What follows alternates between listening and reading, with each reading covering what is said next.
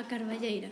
Se camiñamos desde o centro de Caldas de Reis pola beira do río Umia, atoparémonos coa Carballeira que, xunto co Xardín Botánico, foi declarada Ben de Interese Cultural. A Carballeira é un espazo natural con abundante vexetación, onde predominan os carballos. Daí o seu nome, algúns deles cunha antigüedade que se conta en centos de anos.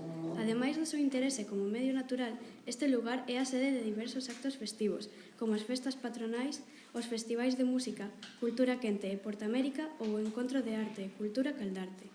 Anteriormente, aquí realizábase a Feira de Gando.